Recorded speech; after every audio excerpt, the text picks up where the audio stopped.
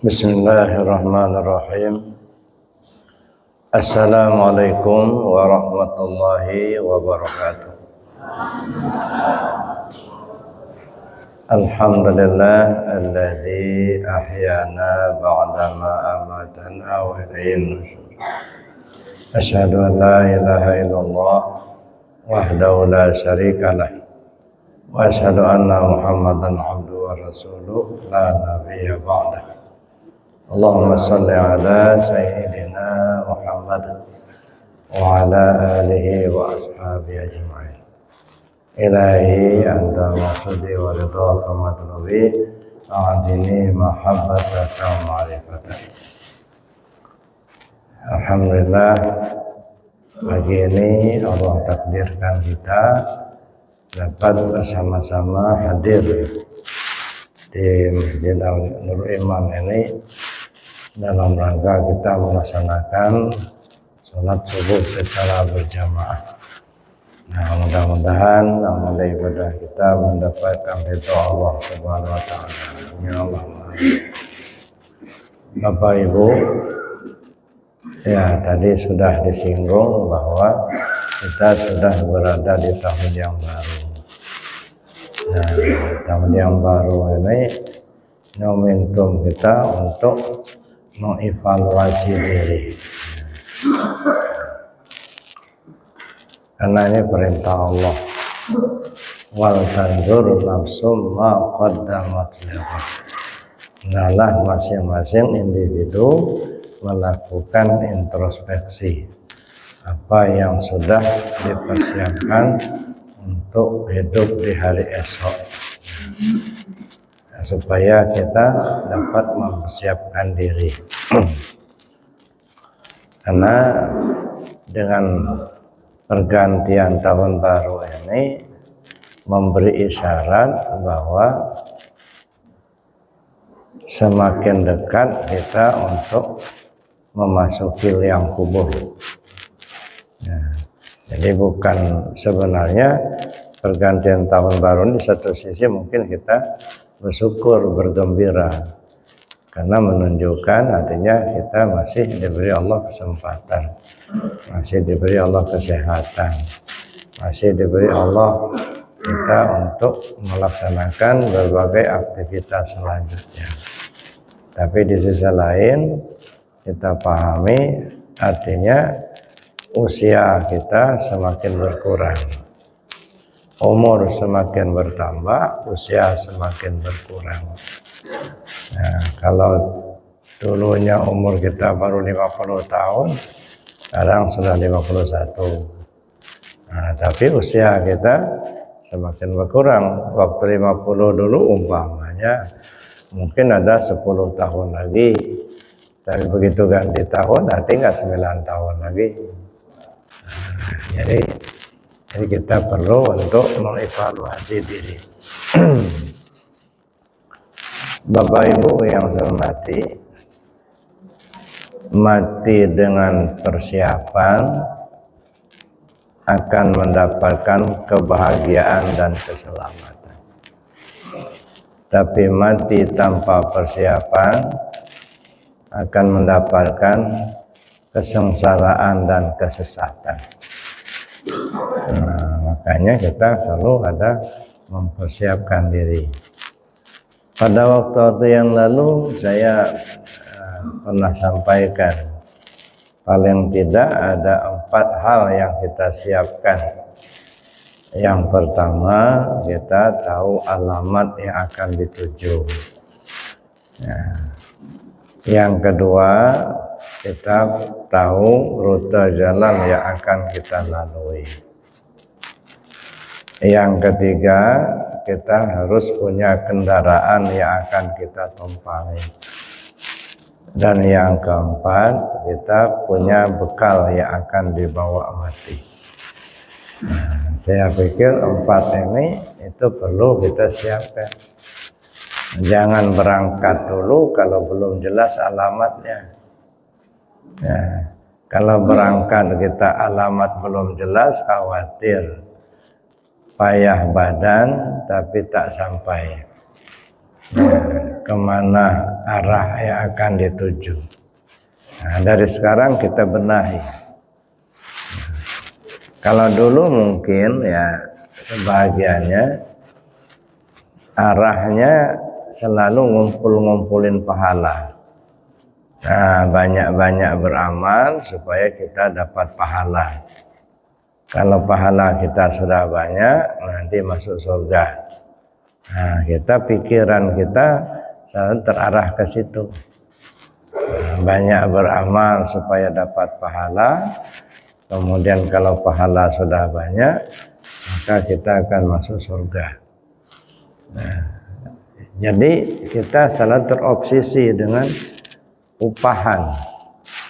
Nah, jadi lagi upahan sama Tuhan. Kalau nggak dikasih upah, nggak dikasih pahala, mungkin nggak berbuat. Nah, di tahun baru ini coba kita robah. Arahnya kita robah. Bukan untuk dapat pahala, bukan untuk masuk surga, tetapi untuk kembali kepada Allah. Nah, ini sebab surga yang hakiki itu adalah kembalinya diri kita kepada Allah. Jadi kita tidak lagi terobsesi dengan pahala, dengan surga. Nah, kenapa? Karena urusan pahala itu udah otomatis. Amma ya'mal misqala dzarratin khairan yarah wa ma ya'mal misqala dzarratin syarran yarah. Sekecil apapun perbuatan baik yang kita lakukan pasti dibalas, namanya pahala. Sekecil apapun perbuatan jahat yang kita lakukan pasti dibalas, namanya dosa. Jadi artinya dosa dan pahala itu sebab akibat. Nah, disebabkan kita berbuat baik, maka kita akan mendapat pahala. Nah, disebabkan kita berbuat jahat akan berakibat tidak baik, namanya dosa. Nah, karenanya Bapak Ibu yang sama, coba kita singkirkan dulu pikiran kita dari urusan pahala sama surga. Karena itu levelnya di level syariat. Ya. Kalau masih di level syariat, ya itulah sahabatal, halal, haram, dosa, pahala, surga, neraka. Itu aja kajiannya. Ya. Usia semakin lanjut, ya, pintu kubur semakin dekat. Masa kita mau terobsesi begitu terus? Nah, yang perlu kita sekarang ini, kita ingin tahu ya, kemana kita pergi sesudah mati, alamatnya di mana. Ya. Sebenarnya sudah sangat jelas, ya, dijelaskan oleh Allah. Inna lillahi wa inna ilaihi raji'un. Dari Allah, pulang ke Allah. Datangnya dari Allah, kembalinya kepada Allah. Nah, masalahnya selalu kita pahami kembali kepada Allah itu mati. Jadi kalau sudah mati udah kembali ke Allah. Nah, padahal sebenarnya kematian itu tidak jaminan kembali ke Allah. Mati itu batas waktu untuk kembali kepada Allah. Jadi kalau sampai mati atau sampai ajal tiba, kita tidak kembali kepada Allah, ini alamat sampai akhirat nggak bakal kembali. Ya, jadi batas waktunya sampai kematian. Mati kan ajal. Ajal itu artinya batas waktu. Ya kan? Nah, oleh karena itu sebelum waktunya datang, nah kita sudah kembali dulu. Makanya kata Nabi, Inna lillahi ya, ibadan jasadu fil ardi wa ruhuhu tahtal arsy. Allah punya banyak hamba yang jasadnya lagi di bumi tapi ruhnya sudah ke atas. Ini istilahnya yang sudah kembali tapi belum pulang. Nah, kalau bisa kita seperti itu, sudah kembali meskipun belum pulang. Nah, yang pegawai masih ngantor, yang petani masih ke sawah ke ladang. yang pedagang masih jualan gitu ya. Nah ini namanya orang sudah kembali tapi belum pulang. Itu satu. Yang kedua, bagaimana kita memahami apa yang disebut dengan kembali ke Allah. Nah, kembali ke Allah itu asalnya dari Allah, kembali ke Allah. Berarti kembali ke asal. Nah, apa yang dimaksud kembali ke asal? Kalau saya contohkan, ini air. Air yang cair bisa diminum. Ketika kita masukkan dalam freezer, dia beku jadi batu. Nggak bisa diminum lagi. Maka dia harus kembali ke asal. Nah, cair lagi, jadi air lagi. Nah, jadi itu kembali ke asal. Asalnya air cair, masuk freezer beku, maka dia harus kembali ke asal, cair lagi. Nah, saya kira itu gambarannya. Ya. Datangnya kita dari Allah, mesti kembalinya kita kepada Allah. Bagaimana cara kita kembali kepada Allah? Apa yang harus kembali kepada Allah? Ya. Dan kapan saatnya kita kembali kepada Allah? Nah, kapan kita kembali ke Allah? Saya katakan tadi sebelum ajal tiba. Kita harus sudah kembali ke Allah. Nah, yang mau kembali ke Allah itu diri kita yang 4 lapis. Ya, tubuh, hati, nyawa, rahasia diri. Tubuh kembali ke Allah, hati kembali ke Allah, nyawa kembali ke Allah, rahasia diri kembali ke Allah. Ya. Tubuh kembali ke Allah itu artinya aktivitas kita dalam keseharian mengacu kepada aturan Allah dan Rasul. Yang halal ambil, yang haram buang. Perintah laksanakan, larangan tinggalkan. Kalau itu sudah kita jalani dalam kehidupan keseharian, itu satu dimensi sudah berhasil. Tubuh sudah kembali ke Allah. Nah, tapi kalau sholatnya juga enggak, judinya jalan terus, malingnya juga iya. Nah, ini tubuhnya aja belum balik, bagaimana hatinya? Nah, maka benahi dulu tubuh supaya bisa kembali ke Allah. Nah, membenahi tubuh supaya bisa kembali ke Allah itu pakai ilmu syariat. Nah, makanya ilmu syariat itu ilmu yang mengatur aktivitas lahiriah. Nah, makanya orang sebut ilmu syariat itu ilmu kulit. Kenapa disebut ilmu kulit? Ibarat buah yang kelihatan kulitnya dulu. Maka syariat itulah yang terlihat. Orang tahu kita ini orang Islam karena orang melihat kita sholat, kita baca Al-Quran. Ya, orang melihat kita ini pakaian muslim, ibu-ibu pakai jilbab. Ya. Itu yang terlihat. Apakah isinya benar-benar beriman, benar-benar belum tahu. Ada. Jadi makanya yang namanya syariat itu ibarat buah tadi kulitnya. Nah, kita kadang-kadang mau obok-obok kulit itulah. Ya, makanya di tahun baru ini kita coba hijrah. Nah, dari urusan syariat masuk kepada urusan hakikat. Ya. Nah, kenapa? Karena masih banyak yang perlu kita pahami, perlu kita kaji lebih jauh. Bapak Ibu yang saya hormati, lalu kalau sudah selesai tubuh kembali ke Allah, maka pindah ke hati, nah ngatur hati. Gimana hati ini supaya kembali ke Allah? Apa maksudnya hati yang sudah kembali ke Allah? Hati itu bukan milik kita, hati itu milik Allah. Nah, cuman kita saja yang ngaku-ngaku punya kita.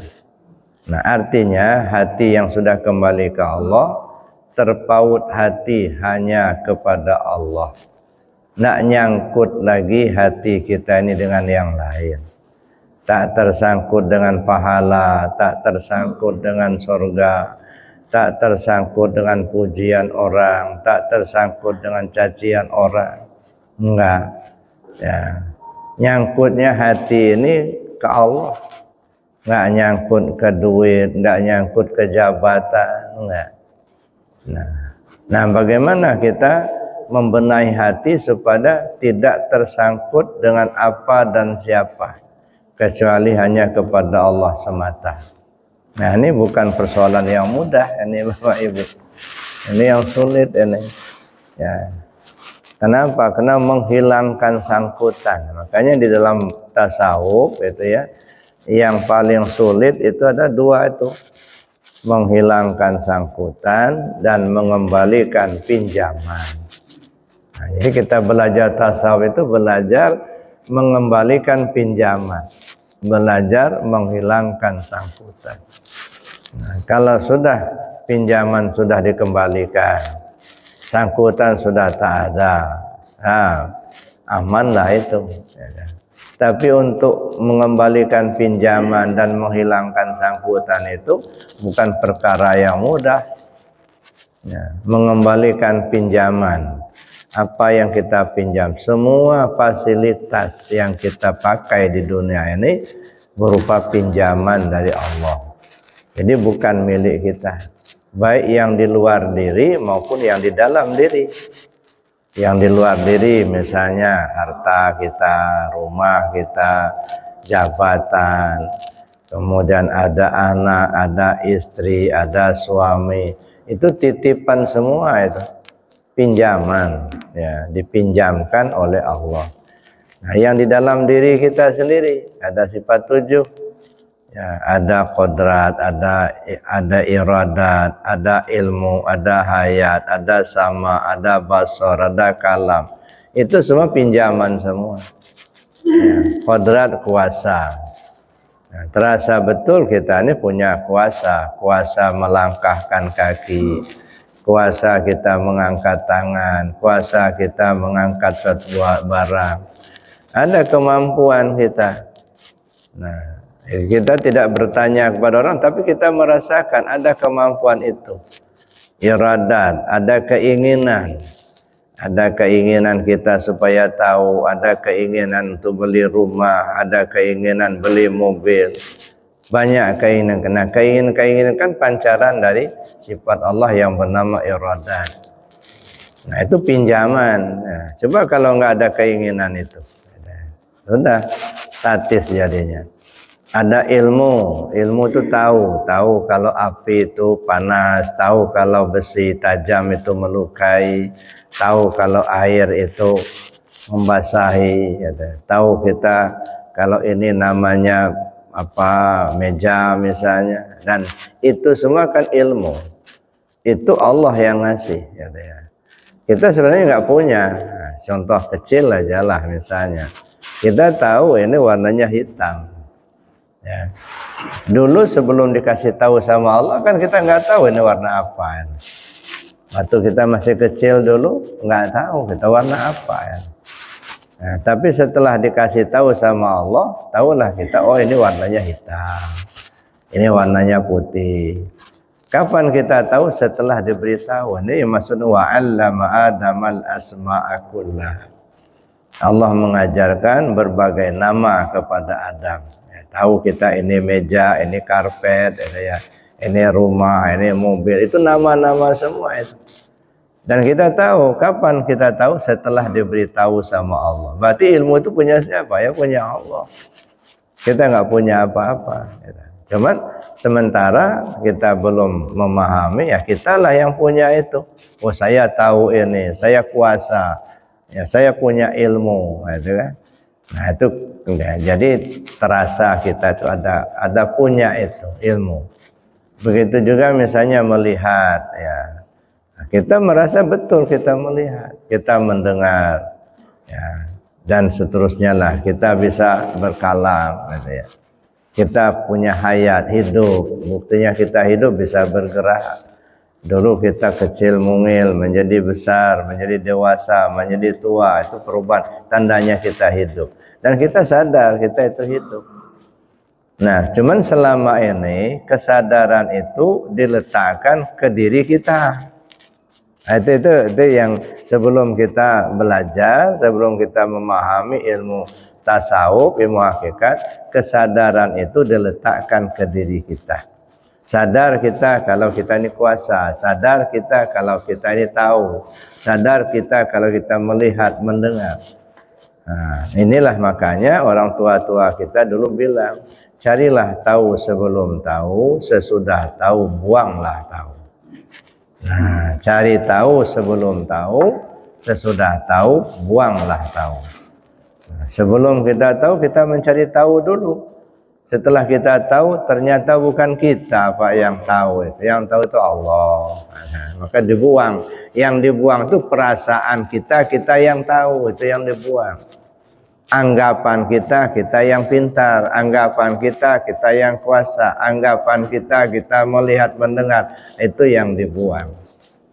Nah, lalu kita yakini bahwa yang hidup Allah, yang tahu Allah, yang kuasa Allah, yang kehendak Allah, yang melihat, yang mendengar, yang berkalam itu Allah. Jadi Bapak Ibu yang saya hormati itu. Jadi artinya kembali kepala, mengembalikan pinjaman. Nah, pinjaman itu dikembalikan dan itu perintah. Wa anfiqu mimma razaqnakum min qabli an ya'ti ahadakumul maut. Serahkan apa yang sudah kami berikan kepadamu sebelum kematianmu datang. Nah, cuman kita ini kadang-kadang berasumsi kalau sudah bicara infak, ya duit gitu. Infakkan harta kita, infakkan duit kita gitu. Nah, itu yang kita pahami, itu berinfak, ngasihkan harta kita sama orang lain, ngasihkan duit kita sama orang lain. Nah, itu iya secara syariat, tapi hakikatnya bukan itu saja. Apa yang sudah kami berikan kepadamu, wa anfiqu mimma razaqnakum. Infakkan, apa itu infak? Serahkan, berikan apa yang sudah kami berikan kepadamu min qabli an ya'ti ahadakumul maut, sebelum kematian datang kepada salah seorang di antara kamu. Jadi artinya sebelum kematian datang kita sudah bereskan dulu. Ya. Kalau sampai pinjaman belum dikembalikan, nah ini jadi urusan. Ya, itu maka akan ditanya. Ya, jadi apa yang kau perbuat akan ditanya. Ya, kenapa akan ditanya? Karena merasa kamu yang berbuat. Maka yang istilahnya apa yang kamu perbuat dan sebenarnya akan diminta tanggung jawab. Karena merasa kamu yang berbuat. Kita yang kuasa berbuat, kita yang melihat, kita yang mendengar, itu minta tanggung jawab. Nah, ketika semua pinjaman sudah dikembalikan, ya, sudah tak ada lagi pada kita, nah, kira-kira masih perlu diminta tanggung jawab apa enggak? Ya sudah enggak lagi. Kenapa? Ya memang sudah dikembalikan. Apa yang diminta tanggung jawab lagi? Nah, inilah yang disebut dengan masuk surga tanpa hisab.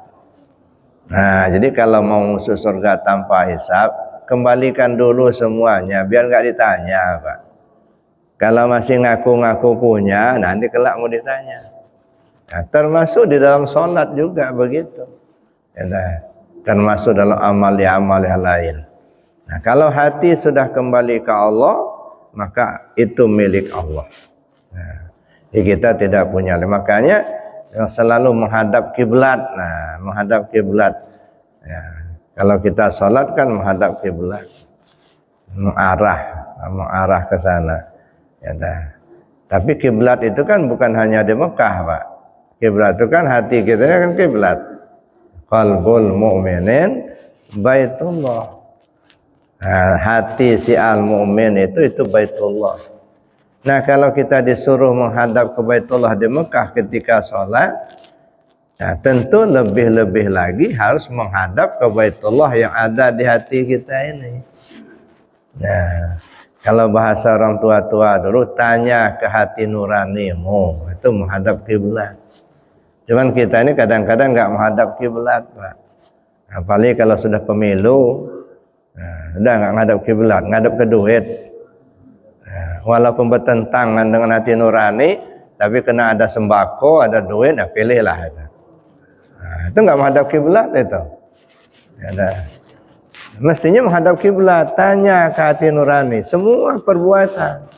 Bapak mau bikin rumah, menghadap ke kiblat. Bapak mau berangkat ngaji, menghadap dulu ke kiblat. Mau apapun yang diperbuat. Ini makanya istilahnya kalau sholat menghadap kiblat itu artinya perbuatan kita. Dalam kehidupan kita ini menghadaplah ke kiblat. Kiblat itu apa? Hati kita. Maka saya bilang, kata orang tua-tua, tanya kepada hati nuranimu. Siapa itu hati nurani? Nur Allah. Itulah Baitullah. Ada. Nah, jadi tanya ke hati nurani. Itu nggak pernah bohong, nggak. Nah, yang banyak bohong itu mulut. Banyak bohong. Tapi kalau hati nurani enggak, dia nggak pernah bohong. Jadi Bapak Ibu yang saya hormati, itu hati yang sudah kembali ke Allah. Nah, jadi menghilangkan sangkutan dan mengembalikan pinjaman. Kalau mengembalikan pinjaman itu tadi sifat 7 kita kembalikan. Menghilangkan sangkutan. Nah, ini ya agak susah. Tak tersangkut dengan apa dan siapa. Plong. Nah, kita ini kan banyak nyangkutnya. Ya. Kita ngasih bantuan, kalau orang tidak terima kasih tersangkut, tersinggung. Udah dikasih bantu terima kasih sudah enggak, nah, tersinggung. Besok enggak dikasih lagi. Gitu. Nah, udah nolong orang, kalau enggak dipuji tersinggung pula. Masya Allah. Gitu. Nah, dikit-dikit tersangkut, dikit-dikit tersangkut. Gitu. Ya. Contohlah itu pohon kelapa itu. Ya. Saya pikir itu pohon kelapa itu pelajaran yang sangat berharga. Batang kelapa itu tugasnya mengeluarkan buah. Mau diapakan buah terserah. Ada yang ambil dugannya, ada yang ambil sudah tuanya, sudah diambil, ada yang dijual, ada dimakan sendiri. Si batang kelapa nggak pernah minta, nggak? Ya nggak pernah minta. Ya. Tapi dikeluarin terus sebuahnya itu. Ada yang sabutnya dipakai orang, gitu ya. Batoknya dijual orang. Kemudian daging kelapanya dijual, dimakan. Dan terserah. Si batang kelapa nggak pernah minta sedikit pun. Jadi, kalaupun dicincang-cincang, kalaupun nggak diambil, dia pula nggak tersinggung, pun tetap buahnya dikeluarin. Nah, itu contohnya batang kelapa. Batang kelapa itu ya itu tugasnya mengeluarkan buah. Tapi jangan coba-coba. Kalau sudah dipangkas, pantang dia bertunas. Nah, kalau sudah dipotong kan nggak pernah kelapa bertunas. Potong itu udah nggak pernah bertunas enggak. Kalau yang lain kan, misalnya ya kayu-kayu yang lain kalau potong bertunas, mangga menjadi tebang bertunas lagi. Kalau kelapa enggak. Nah, itu konsekuensinya kelapa itu. Ya, enggak gitu. Tapi tugas saya mengeluarkan buah, ya udah gitu. Nah, bagaimana kita seperti itu ya. Orang mau terima kasih ya silakan, mencaci ya silakan. Enggak ada ketersangkutan hati. Nah, kenapa seperti itu? Karena dia sudah paham betul bahwa tidak satu pun yang bergerak kecuali izin Allah. Nah, la tataharrak illa biiznillah. Ada orang mencacinya, yang menggerakkan orang untuk mencaci dia itu siapa? Ya Allah. Jadi dia tidak melihat lagi perbuatan hamba. Yang dia lihat adalah perbuatan Allah. Makanya tenang. Kalau kita masih melihat satu perbuatan itu adalah perbuatan hamba, maka disitulah sering cekcok itu. Nah, sering hantam-menghantam, bunuh-membunuh, dendam-mendendam. Kenapa? Karena yang kita lihat perbuatan hamba. Ketika kita melihat satu perbuatan itu adalah perbuatan Allah, tidak kita melihat itu perbuatan hamba, baik ataupun buruk yang datang kepada kita, kita tenang aja. Kenapa Nabi Ayub alaihissalam sampai habis dagingnya Ya, ulat pun sudah pada berjatuhan, nggak ada makanan lagi. Begitu susahnya dia menahan derita, tapi tenang. Sampai dalam ceritanya ada tinggal 2 ekor ulat lagi. Ya, yang lagi meranyam di tubuhnya. Yang satu berangkat akan menggigit atau memakan lidahnya. Nah, diperhatikan sama dia, nggak diusir enggak. Ulat berangkat memakan lidahnya, diperhatikan aja. Ya. Kalau kita udah kalang kabut ada. Ya. Cuman lagi dia memperhatikan, dia berkata dalam hatinya, "Ya Allah, kalau kau biarkan ulat ini memakan lidahku, dengan apa lagi aku akan menyebut namamu?" Nah, akhirnya si ulat tadi jatuh. Kabarnya terbang, itu menjadi tawon. Nah, tinggal 1 ekor lagi. Begitu ulat 1 ekor ini berangkat merayap akan memakan hatinya, jantungnya. Diperhatikan sama Ayub. Begitu sudah hampir dekat, dia berkata, "Ya Allah, kalau kau biarkan ulat ini memakan hatiku, makan jantungku, pakai apa lagi aku akan mengingatmu?" Jatuhlah ulat itu. Masya Allah. Jadi dia tidak gelisah. Kenapa? Yang dilihatnya bukan ulat. Yang dilihatnya Allah. Allah yang menggerakkan. Makanya orang tenang. Ya, ketika dicaci orang, dia tenang. Ketika dipuji orang, dia pun tidak tersanjung. Enggak. Biasa-biasa aja. Karena yang dilihatnya bukan hamba lagi. Nah, di situlah kita masuk dalam ketenangan jiwa. Ya, tapi kalau kata kita masih melihat ada perbuatan hamba, nah disitulah kita tidak akan ada ketenangan. Ya, berantem terus begitu. Nah, Bapak Ibu yang saya hormati, nah itulah diantaranya saya katakan tadi menghilangkan sangkutan. Nah, bagaimana cara menghilangkan sangkutan ini? Tidak ada jalan lain kecuali zikir. Likulli syai'in siqalah wa siqalatul qalbi zikrullah. Segala sesuatu ada alat pembersih hati itu zikir kepada Allah. Nah, zikir ini kan banyak, baca Quran zikir, salat pun zikir, sedekah zikir, ya haji pun zikir. Nah, ini namanya zikir syariat. Jadi zikir syariat itu artinya yang bisa diucapkan dan yang bisa diperbuat.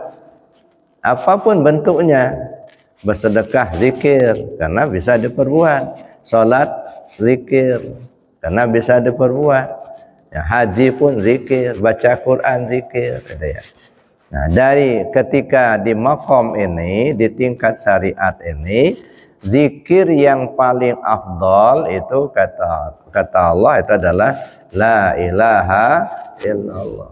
Itu zikir yang paling afdal. Artinya paling afdal itu apa? Paling gampang untuk mengamalkan, paling cepat untuk membersihkan. Zikir la ilaha illallah itu. Cuman karena kita belum paham, kadang-kadang kita abaikan. Maka saya bilang orang berzikir ini itu ya, ada orang yang ya menganggap zikir itu adalah satu kewajiban. Nah, kalau dia menganggap satu kewajiban itu ya agak berat. Maka ada tahapan-tahapan. Ada orang yang lalai zikir, ini enggak mau zikir. Ada orang yang zikir lalai, sudah zikir tapi hati masih lalai. Nah, naik lagi ada orang zikir ingat ke Allah, nah sudah mulai berisi itu. Ada orang zikir hadir hati ke Allah, bukan ingat lagi, hadir hati ke Allah. Nah, puncaknya dia tidak lagi merasa dia yang berzikir. Kenapa? Karena dia sadar betul tidak bisa kita zikir tanpa dizikirkan oleh Allah. Mulut kita bisa ngomong karena Allah yang menggerakkan, tahu kita karena ilmunya Allah, maka di tingkat ini disebut az-zakir wal mazkur. Yang mengingat ya yang dia yang diingat itulah. Itu pada puncaknya. Tapi ketika kita masih dalam level bawah, Bapak Ibu, ya, ada orang yang sudah zikir tapi masih lalai hatinya ke Allah. Menganggap zikir itu ya seperti angin lalu aja. Ya, belum merasakan kebutuhan tapi baru merasakan kewajiban. Nah, ini kita kan sudah talqin nih. Kalau nggak diamalkan nanti dosa nanti. Nah, sampai hanya sebatas itu. Maka dia aktif mengamalkan karena takut akan dosa. Ada lagi yang tak mau, yaitu yang saya sebut tadi, zikir, lalai zikir. Nah, ada yang zikir lalai. Kalau zikir lalai itu artinya ya orang sudah berzikir tapi masih lalai, tidak ingat hatinya ke Allah.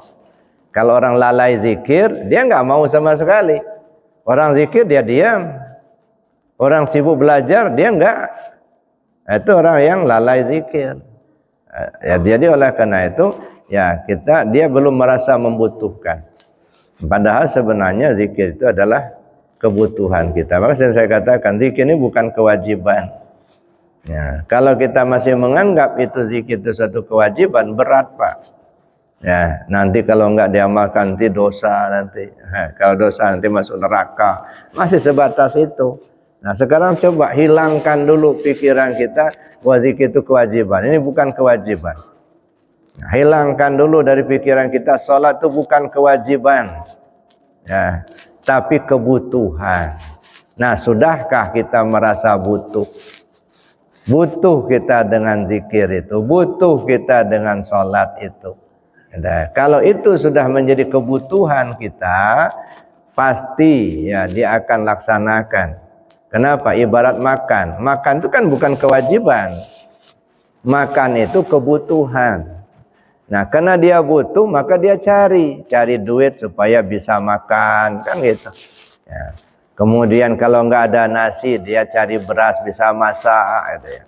Kalau enggak dia pergi ke rumah makan, dia pokoknya semua aktivitas tinggalkan. Yang penting makan dulu. Kenapa? Itu kebutuhan. Saking kebutuhannya, Bapak Ibu ya, kalau waktu sholat datang, hidangan sudah tersedia, mana yang didahulukan? Makan dulu, jangan sholat dulu. Ya. Kenapa? Mendingan makan ingat sholat daripada sholat ingat makan. Nah, ini waktu sholat sudah datang, orang sudah azan. Perut ini hidangan sudah terhidang. Mana yang kita makan dulu? Ya, jadi artinya apa? Begitulah artinya saking merupakan kebutuhan. Ya. Sebab apa? Sebab ya ingat hati kita ke Allah itu lebih utama ya daripada mengerjakan syariatnya. Walaupun sebenarnya syariat itu tidak boleh ditinggalkan. Nah, kita ini kadang-kadang hanya berpegang di syariat tetapi mengabaikan di hati. Ya, contohnya Bapak Ibu ya. Dulu ada seorang pendosa. Ya, namanya Ajami. Ya, dia ini pendosa. Lalu semasa tuanya dia sudah mulai sadar. Dia mulai bertaubat, mulai belajar ibadah. Tapi namanya belajar sudah tua, ya untuk membaca bacaan itu enggak lurus, Pak. Enggak lurus bacaannya. Baca ayat Al-Qur'annya enggak lurus, namanya juga lidahnya sudah agak kaku gitu ya.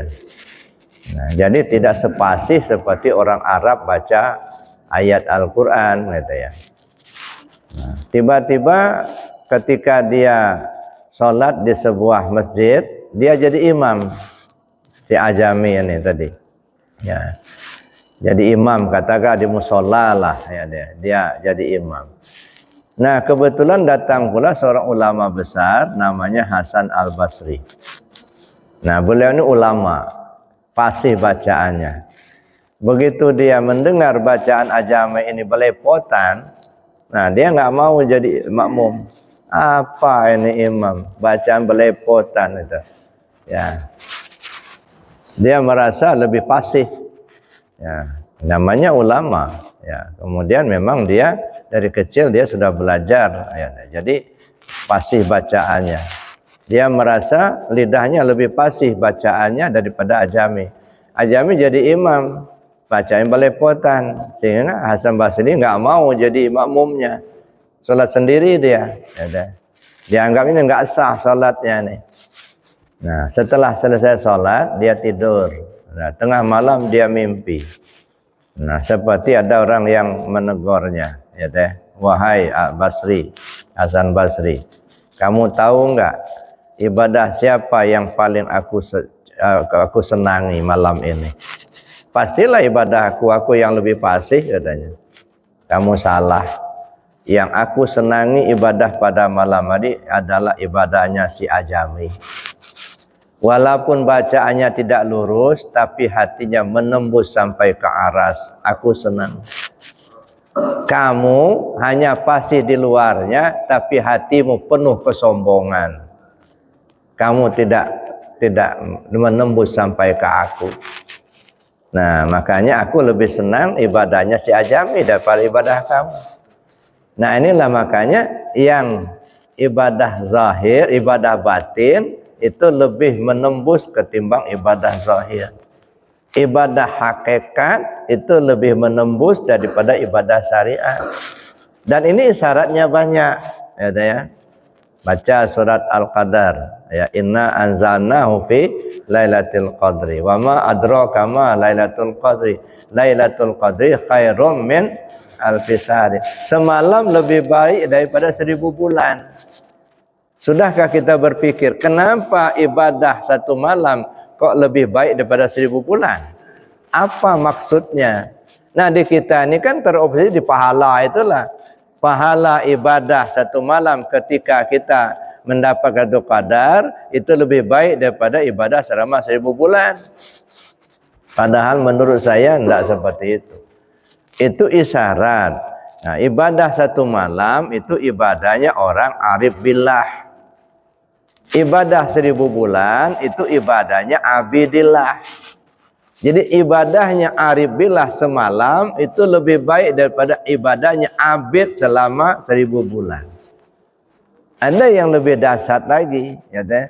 Tafakur sa'atan khairum min salati alfi sanah. Tafakur sesaat bagi orang arif billah lebih baik daripada salat selama 1000 tahun. Masya Allah. Nah, ini namanya kualitas, Pak. Ya, tak? Jadi artinya urusan ke dalam itu mestinya lebih utama, ya, lebih dikejar, ya, daripada kita berada di level yang luar. Tapi urusan syariat tidak boleh ditinggalkan, karena itu pekerjaan tubuh. Kalau kita tinggalkan tubuh, kita nggak ada gawe lagi, ya, tak? Jadi walaupun kita ma'rifat tinggi, gitu ya, tapi kalau sudah nggak sholat, ya, baca Quran nggak pernah kedengaran, gitu, orang nggak tahu Islam apa bukan kamu ini. Nah, itu. Jadi pekerjaan syariat itu kegiatan tubuh. Tapi kegiatan tubuh ini, ya, tidak lebih utama daripada kegiatan batin. Nah, maka saya katakan syariat itu kalau tidak ada hakikatnya kosong melompong. Nah, syariat tanpa hakikat tidak ubahnya seperti tubuh tanpa nyawa. Nah, jadi apa namanya kalau tubuh tanpa nyawa? Ya bangkai. Ya, banyak-banyak bawa bangkai. Ya, makanya susah. Zikir aja gitu, Pak. Coba perhatikan, ya, kalau kita zikir zahar la ilaha illallah, hatinya hidup, ringan, Pak. Kadang-kadang susah mau berhenti.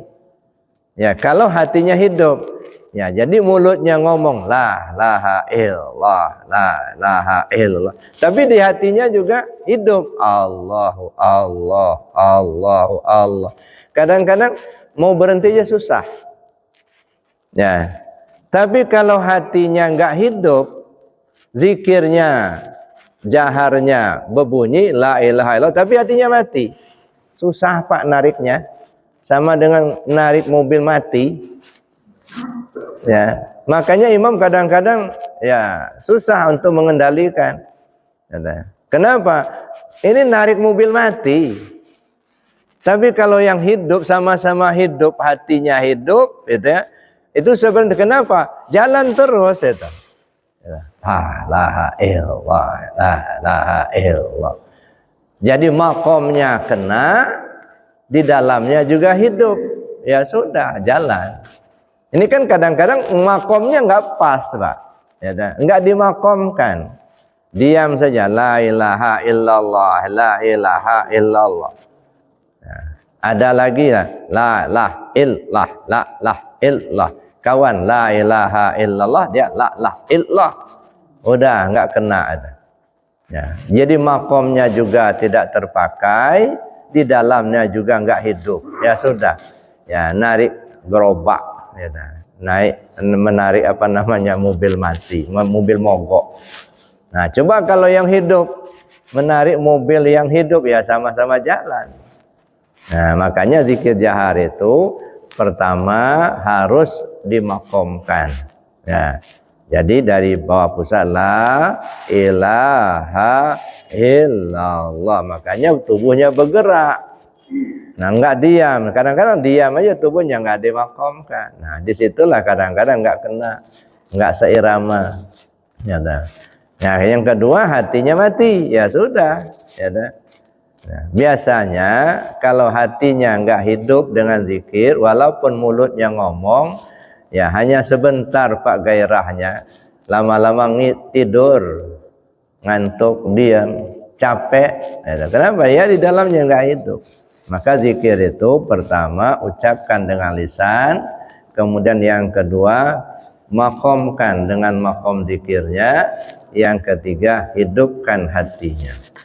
La ilaha illallah, la ilaha illallah. Maka seringkali kalau kita masih belajar disertai dengan ketokan, la ilaha illallah, la ilaha illallah, Allahu Allah, Allahu Allah, kata hatinya. Nah, tapi kalau hanya ngomong la ilaha tapi di hatinya nggak hidup, ya sudah. Nah, paling gairahnya sebentar, Pak, sudah itu ngantuk. Nah, maka zikir jahar saja itu seperti itu. Ya. Tapi kemudian setelah kita terbiasa zikir jaharnya, nah dihidupkan hatinya itu tadi. Maka saya katakan tadi, amalia syariat kalau tidak dengan hakikat sama saja dengan tubuh tak bernyawa. Nah, kalau dalam bahasa tasawufnya asyariatu bila hakikatin natilah. Syariat tanpa hakikat kosong melompong. Wal hakikatu bila syariatin batilah. Hakikat tanpa syariat batal. Nah, jadi dua-duanya, syariatnya kita jalankan, hakikatnya kita pakai. Bapak Ibu yang saya hormati, maka karena kita ini masih belajar, ya, supaya timbul ya gairah kita untuk berzikir, diusahakan selalu berjamaah. Nah, kenapa? Kalau berjamaah itu kan ibaratnya ngecas. Ya. Artinya kalau kita kurang gairah zikirnya, melihat kawan itu bersemangat betul zikirnya, timbul semangat kita. Ya, jadi tadinya kita kurang semangat zikirnya, tapi melihat ada kawan begitu semangat zikirnya, akhirnya kita pun muncul semangatnya. Ada orang yang zikir la ilaha illallah, susah berhenti. Nah, kita terpancing. Makanya dianjurkan untuk berjamaah. Tapi yang paling pokok, Bapak Ibu, jadikan zikir itu sebagai suatu kebutuhan. Jangan jadikan dia sebagai kewajiban. Bagaimana kita merasakan ada satu kebutuhan kita. Orang zikir, alhamdulillah, enggak mau tetap kita zikir. Jangan terpancing karena kawan tidak zikir, nah kita berhenti pula. Ya, nanti zikirnya kalau Buya lagi ngaji, giliran Buya baru zikir. Kalau bukan giliran Buya enggak zikir.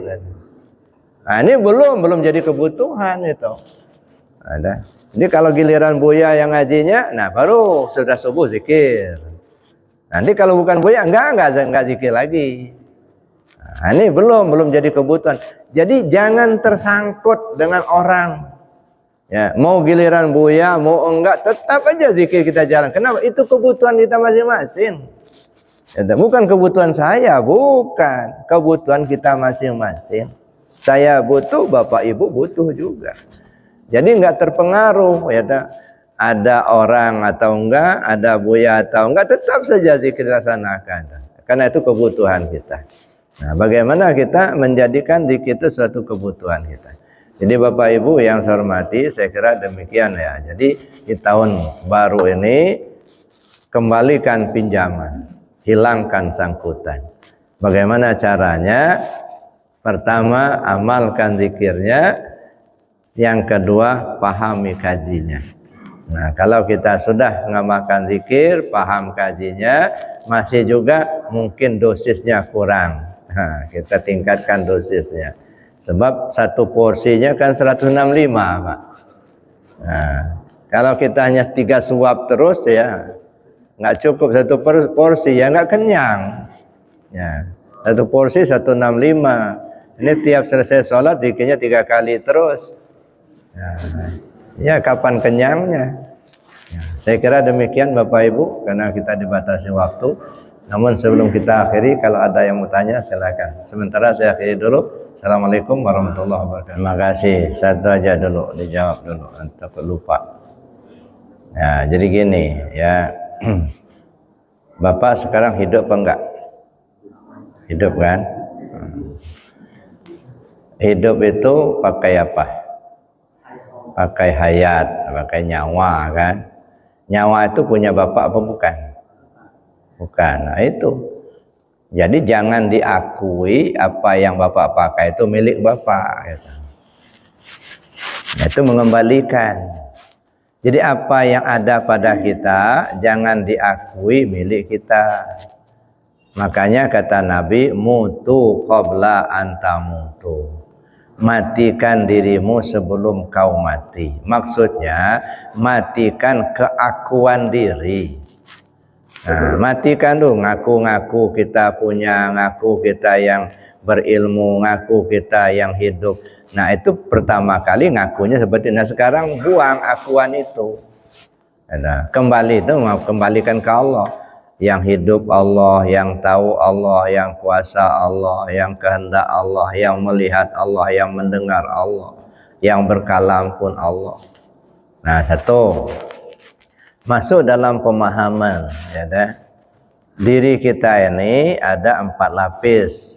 Ada jasmani, ada hati, ada nyawa, ada rahasia. Kan gitu. Nah sekarang kita singkirkan hati dulu. Kenapa? Karena hati itu sentral.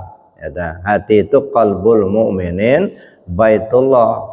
Nah tinggallah tubuh, nyawa, dan rahasia. Nah sekarang kita perhatikan tubuh kita. Tubuh kita bisa bergerak. Ya.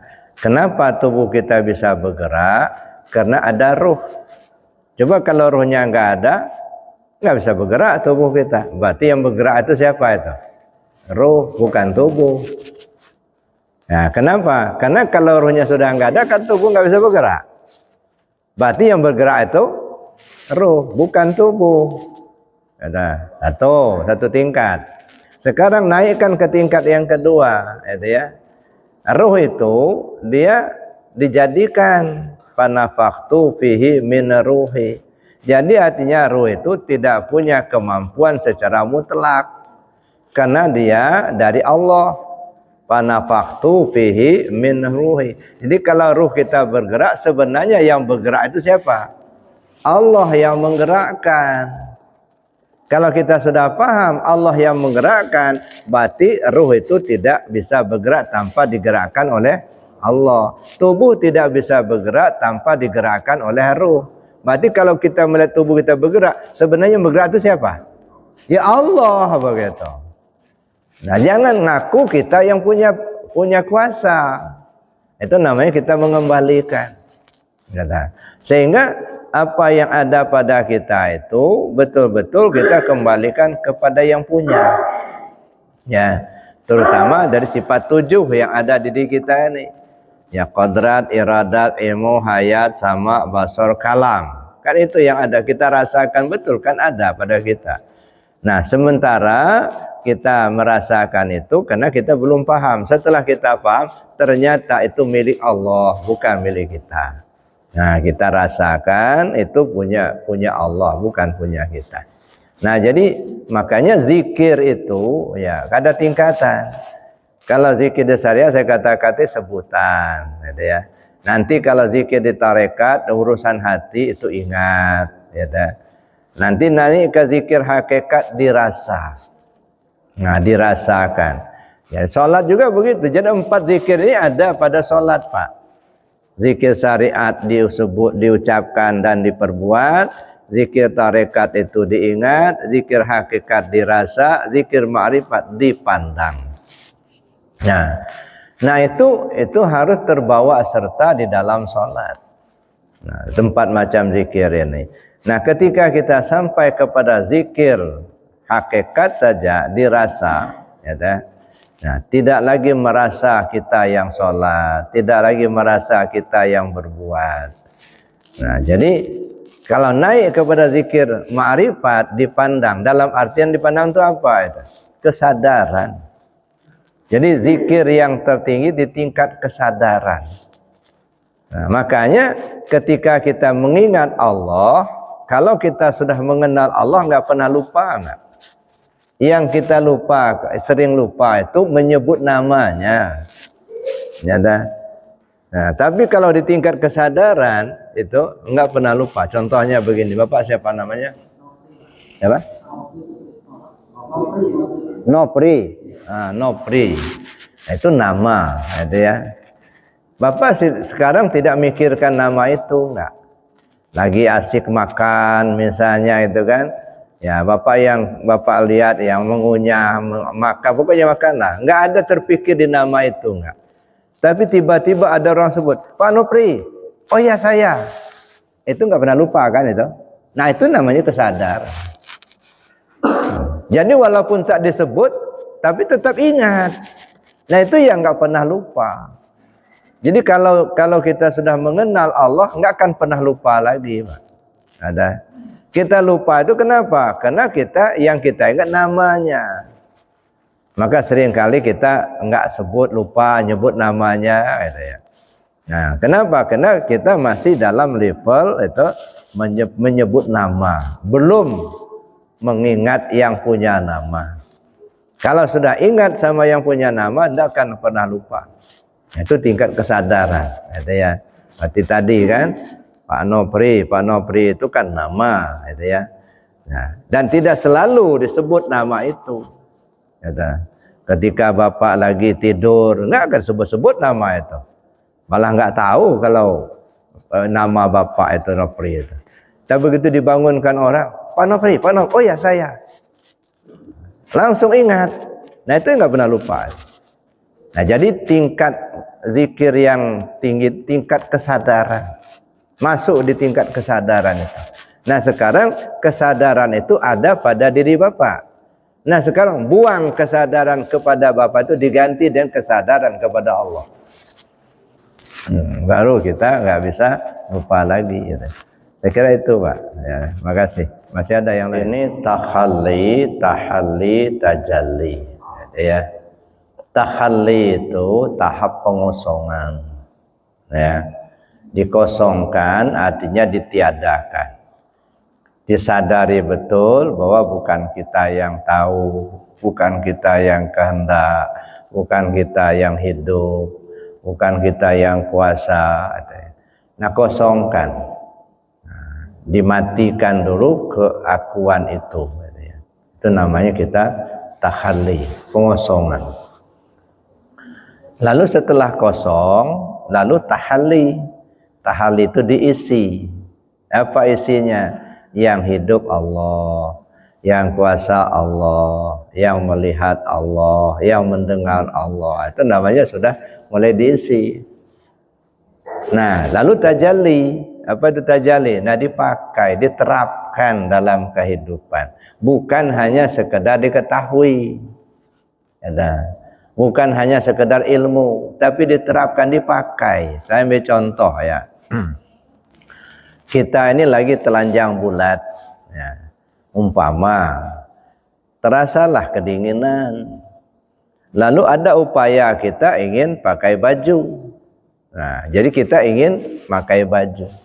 Nah, kita belajar dululah baju itu apa. Penutup tubuh, ya, macam-macam namanya. Ada baju kemeja, ada baju jaket dan lain sebagainya.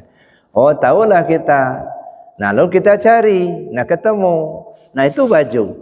Kira-kira sudah berbaju belum? Belum, baru ketemu baju tapi kita belum berbaju. Nah, sekarang setelah kita tahu dan ketemu baju, ambil baju itu, pakai. Nah, baru disebut berbaju. Nah, begitu juga kita bertuhan. Apa kita sudah bertuhan kepada Allah sekarang? Ya, bagaimana mungkin kita bertuhan kepada Allah kalau kita nggak kenal Allah? Nah, maka kita ada upaya mencari dulu. Ya, mencari supaya kita ketemu. Ya, setelah kita ada upaya mencari, kita mengenal. Kenali dulu Allah itu. Nah, setelah kita kenal, bertemu. Apa itu bertemu? Bukan bertemu Allah itu seperti kita ketemu teman, bukan. Bertemu paham dengan keyakinan. Nah, bertemu nur ma'rifat dengan nur iman. Nah, bertemu Allah. Nah, setelah itu apa sudah cukup? Belum, pakai. Ya, hilangkan dirimu yang ada Allah, itu makanya makainya. Jadi makanya tahalli, tajalli. Itu kan kalimatnya la ilaha illallah. Ini kan apa namanya metode khusus ini. Ibarat jalan, ini jalan tol. Nah, jalan cepat, ya, la ilaha illallah. Ada jalan biasa, Pak. Ya. Subhanallah, subhanallah, alhamdulillah, alhamdulillah, Allahu akbar, Allahu akbar. Itu juga tahalli, tajalli. Nah, subhanallah, subhanallah. Nah, apa artinya maha suci Allah? Apakah kalau kita tidak nyebut subhanallah Allah tidak maha suci? Ya enggak juga, sedunia enggak ada yang nyebut subhanallah, Allah tetap maha suci.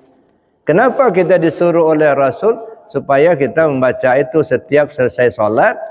Zikir subhanallah, subhanallah, alhamdulillah, alhamdulillah, Allahu akbar, Allahu akbar, masing-masing 33. Ini namanya zikir penyadaran. Tahalli, tajalli sifatnya umum. Subhanallah, subhanallah, ya Allah, kau yang suci, aku yang kotor. Ngaku kita kalau kita yang kotor, yang suci itu Allah. Nah, setelah kita sadar bahwa Allah yang maha suci, kita ini kotor, padahal Allah yang maha suci itu tidak menerima kecuali yang suci juga. Berarti kita harus ada upaya mensucikan diri kita. Nah, bertanyalah kita kepada guru yang ahlinya, bagaimana cara kita mensucikan diri. Nah, ketemulah dengan mereka yang ahlinya. Pertama, sucikan diri dari hadas dan najis. Mensucikan dari hadas besar mandi, hadas kecil wudu, najis buang benda bau dan rasa. Naik mensucikan anggota tubuh zahir, mata, telinga, hidung, mulut, tangan, kaki, perut, kemaluan. Mensucikannya bagaimana? Istighfar dan taubat. Naik ke anggota tubuh batin. Ya, latifah qalbi, latifah ruhi, latifah sirri, latifah khafi, latifah akhfa, latifah nafsu natiqah, dan latifah kullu jasad. Itu ada sifat-sifat yang tercela. Bagaimana mensucikannya? Pakai zikir. Naik ke level yang keempat, membersihkan ruh rabbani. Bagaimana caranya? Kenali diri. Kalau sudah kenal diri, maka akan hilang sangkutan. Kalau sudah tak tersangkut dengan apa dan siapa, baru disebut bersih. Nah, jadi kita belajar. Setelah kita mendapatkan itu, alhamdulillah, alhamdulillah, alhamdulillah. Memuji Allah. Nah, setelah kita dapatkan, laksanakan, pakai dalam kehidupan. Allahu akbar, Allahu akbar, Allahu akbar. Nah, jadi itu tahalli, tajalli, tapi yang bersifat umum. Yang sifat khusus, la ilaha illallah. Maka bisa saja setelah selesai sholat, langsung la ilaha illallah, masuk ke jalan tol. Ada. Cuman berbayar, Pak, kalau jalan tol itu. Mahal. Ada. Namun yang sifat umum ya enggak apa-apa. Astagfirullahaladzim, allazi la ilaha illa qayyum atubu ilaih, sampai kepada ilahi anta rabbi subhanallah subhanallah. Boleh. Malah dianjurkan itu, gitu ya. Tapi sifatnya umum, gitu ya. Nah, sekarang kita mau masuk ke sifat khusus. Udah langsung la ilaha illallah. Maka saya bilang bukan urusan pahala sama surga, bukan. Urusannya menghilangkan diri kita untuk masuk ke hadiahnya Allah. Sampai pada akhirnya fana fillah baqa billah. Itu yang kembali ke Allah. Ya, kembali hati kita ke Allah, kembali nyawa kita ke Allah, kembali rasa diri ke Allah. Jadi nggak ada urusan pahala lagi, Pak. Kalau masih urusan pahala, maaf, mohon ampun sama Allah. Masih ibadahnya anak-anak. Ya, nggak mau sekolah kalau nggak dikasih jajan. Nggak mau ibadah kalau nggak dikasih pahala. Maka ibadahnya anak-anak. Nah, kalau kepada orang tua nggak begitu lagi. Ya, dia hanya Allah yang dituju, nggak ada urusan pahala sama surga. Ya, kenapa begitu? Urusan pahala otomatis, berbuat baik dapat pahala, berbuat jahat dapat dosa. Perbanyak saja berbuat baiknya, hindarkan berbuat jahat, udah gitu aja. Urusan surga nggak akan kebeli sama kita, Pak. Itu rahman dan rahimnya Allah. Walaupun kita ya seumur hidup rajin ibadah, apa sudah jaminan masuk surga? Enggak ada. Karena enggak akan kebeli, Pak. Jadi kalau kita masuk surga bukan karena rajinnya ibadah, tapi karena rahman dan rahimnya Allah.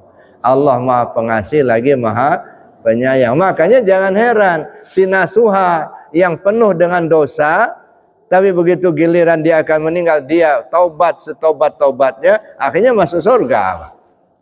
Bayangkan ada abid yang sampai sejadahnya batu sampai cekung, masuk neraka. Nah, jadi itu artinya hak prerogatif Allah. Maka yang perlu kita dekati yang punya surganya, gitu. Ya, kalau kita dekati surganya nanti diusir sama penghuni surga. Diusir sama malaikat, apa urusan bapak katanya. Keluar. Udah. Nah, nggak bisa bertahan. Ya, jadi itu Bapak Ibu yang saya hormati. Jadi artinya kita tahalli, tajalli. Artinya menghilangkan keakuan diri, lalu kemudian kita pahami yang ada hanya Allah. Itu bukan sekedar dipahami, tapi dilaksanakan, dipakai sehari-hari. Maka saya bilang tadi, hidup yang akan dipakai, mati yang akan ditompang. Nah, makanya ada istilah orang tasawuf, hidupku hidup Allah, matiku mati Allah. Nah, artinya apa? Hidup kita ya Allah, mati ya Allah, itulah. Kenapa? Karena kita nggak bisa, nggak punya hayat, yang punya hayat Allah. Mati kita pun itu kembali ke Allah. Nah, saya kira gitu, Pak, yang dimaksud dengan tahalli, tajalli itu ya. Baik Bapak Ibu, karena kita dibatasi waktu, mari kita tutup dengan doa dan kafarat majelis. Bismillahirrahmanirrahim. Allahumma inni astaudi'uka ma 'allamtani wardudu ilayya inda hajati wala tansani ya rabbal alamin. Subhanakallahumma wa bihamdika asyhadu an la ilaha illa anta astaghfiruka wa atubu ilaik. Assalamualaikum warahmatullahi wabarakatuh.